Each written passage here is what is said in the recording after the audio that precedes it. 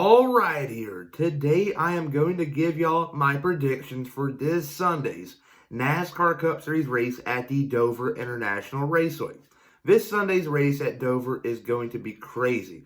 400 laps, 400 miles, can't get much better at a concrete track.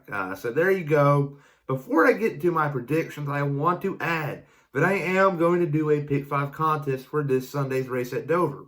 And if you're new to the channel and wondering, how does a Pick 5 contest work? Well, it is pretty simple. All you're going to have to do is go down below to the comment section and type in who you think will finish in the top 5. If you go 5 for 5, you get an autograph of your choice. I got plenty of drivers to choose from. I got Eric Jones, Ryan Newman, Ricky Stenhouse Jr., or Recky Stenhouse Jr. It depends how you look at it. But I got drivers like that, Ryan Blaney, Kurt Busch. I can go on for days.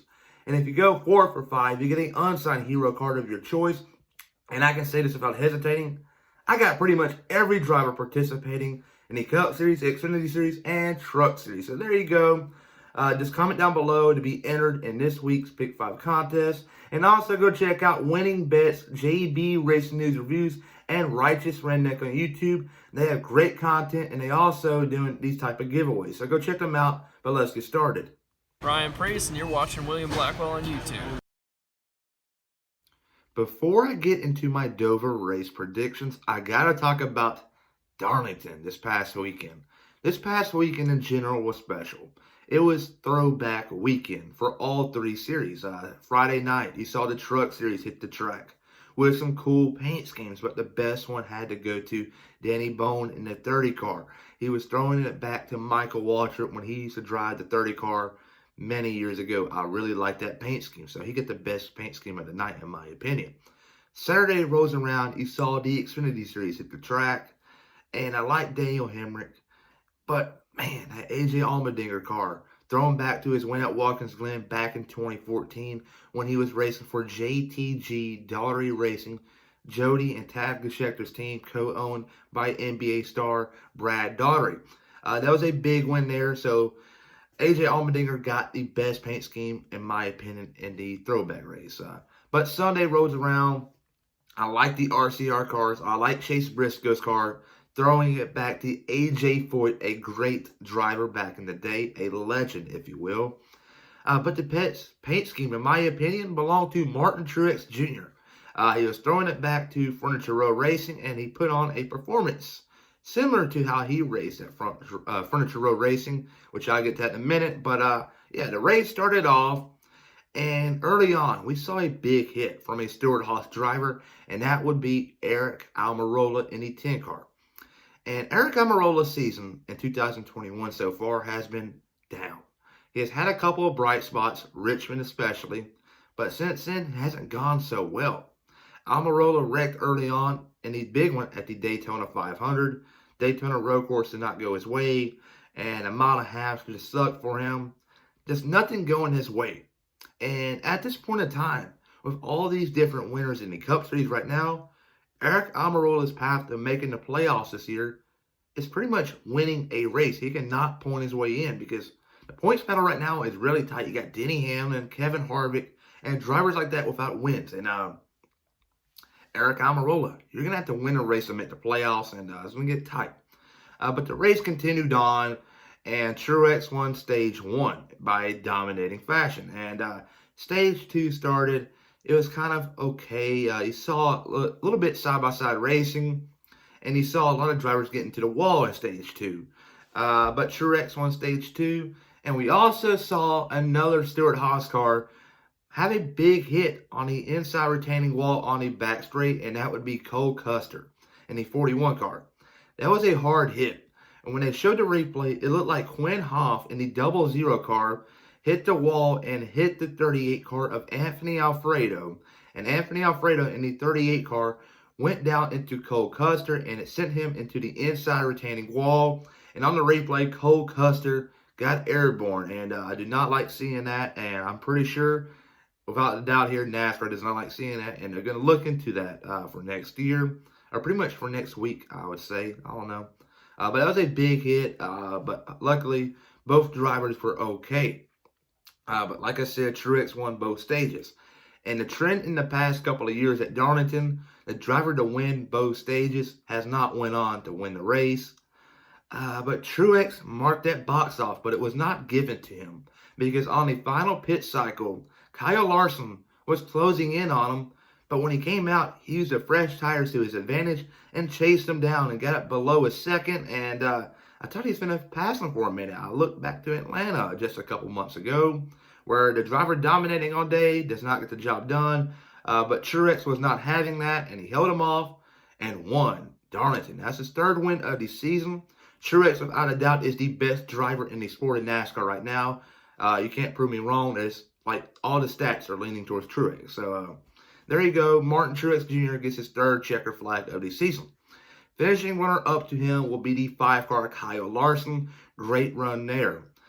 Finishing third will be the 18-car of Kyle Busch. I am really impressed with this 18 team as of lately. Winning last week at Kansas, winning a stage 2 at Kansas, not stage 2, they won stage 1, but they won a stage at Kansas. And when you go to Darlington, early on, you wreck. And you got to go to the tail end of the rear of the field and bounce back and then finish third. I really liked it, and I'm really impressed with this 18 team. Ben Bayshore has it going on. I know they're a new duo for at least the Cup Series, if you will. They went together in the Xfinity Series in these past couple of years. But I would say by the end of summer, this 18 team will be the team to beat. Just mark my words, and it's going to happen. But finishing fourth will be William Byron, and finishing fifth will be Denny Hamlin. And my driver of the week this week is not a Fenway car. And that might be a little surprising because both of them finished 9th and 10th. And good job there by Chris Buescher in 9th and Ryan Newman in 10th. But my driver of the week will belong to the 11th place finisher, Chase Briscoe. Chase Briscoe is off to a rough start in 2020. But his last 3 races has been inside the top 20. So could Chase Briscoe be working his way up into the top 15? And then soon top 12 and maybe top 10 by the end of the year. I don't know, time will tell. But Chase Briscoe earned my driver of the week, tying his career best finish, P11. So there you go. And he also, I might add, he was inside the top 15 for most of the day, top 10 too. So Chase Briscoe might be turning the page here in 2021, but he earns my driver of the week at Darlington. But now let's get into my race picks for Dover. My predictions for this Sunday's NASCAR Cup Series race at the Dover International Raceway is based off of facts and recent momentum, but here it is. Winning this Sunday's race at the Dover International Raceway, the Monster Mile, if you will be no other than Denny Hamlin in the 11 car. Denny Hamlin in 2021 has yet to get to victory lane, which I find really surprising because last year in 2020, he went off. He went ham, if you will. That's what the younger people were saying. And he won multiple races. And he won at Dover, too, because last year they had a doubleheader. Kevin Harvick won one. Denny Hamlin won the other.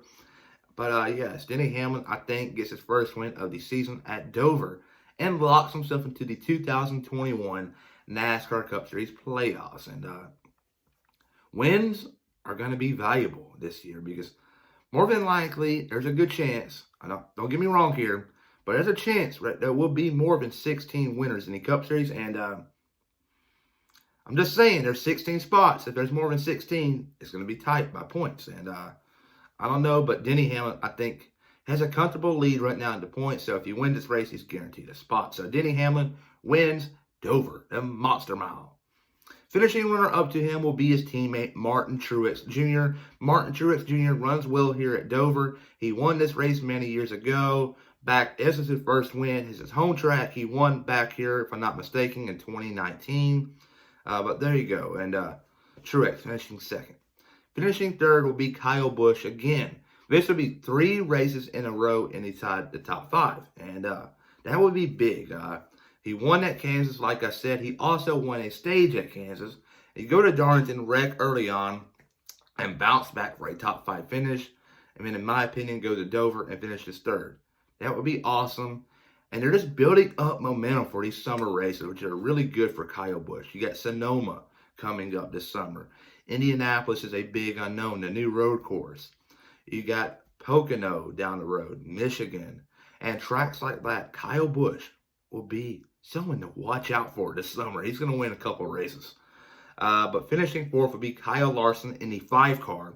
Hendrick Motorsports is not going to have many drivers inside the top 5 this week. They only got one, which would be Kyle Larson. Finishing fifth and rounding out your top 5 will be Happy Harvick, Kevin Harvick from Stewart-Haas Racing. Kevin Harvick and Stewart-Haas Racing in a general this year hasn't been off to a brilliant start.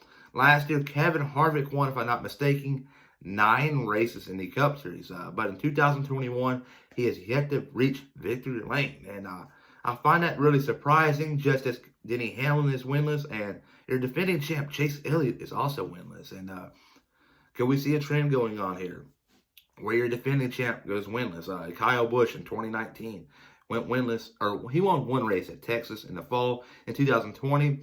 And then Chase Elliott won the championship last year, really off the pace in 2021. He has nowhere to be found at the end of these races, so it makes you wonder. But Kevin Harvick finishes 5th, in my opinion. And my dark horse for this Sunday's race at Dover, I think experience is going to be key, and it's going to be the kidney stone, they call it, Ryan Newman. He is so hard to pass, and I do not see him going multiple laps down. I think he stays on the lead lap and brings it home inside the top 10 for a solid finish for Roush Fenway Racing. Roush Fenway Racing, though, I want to give them some credit. These last couple of weeks, they have been really, really good. You saw at Talladega the speed they had. You go to Kansas, Chris Buescher up front at the end of the race, going for the win, hoping for a caution because that tire came out into the front stretch grass. But NASCAR waited to throw it and screwed them over, but they still, the 17 team of Chris Buescher still brought it home inside the top 10. But rolled around to Darlington, both cars finished inside the top 10. Chris Buescher 9th, Ryan Newman 10th, who passed Chase Briscoe on the final lap for P10. And then now I'm going to Dover. I expect them cars to be really fast, so Ryan Newman is my dark horse for this Sunday's race. I don't think he's going to win by any means, but maybe a top 10 finish, which would be really big for that organization. I think they're slowly coming back onto the map, similar to RCR. So give them a couple of races, or a lot more time, if you will, and they'll very well be up front contending for top 10s, top 5s, possibly wins. I don't know. Time will tell. But everybody, though, remember to please like and subscribe and comment down below your top 5 to be entered in this Sunday's Pick 5 contest. And also go check out Winning Bets, JB Racing News Reviews, and Righteous Redneck on YouTube. They got really great channels. Peace.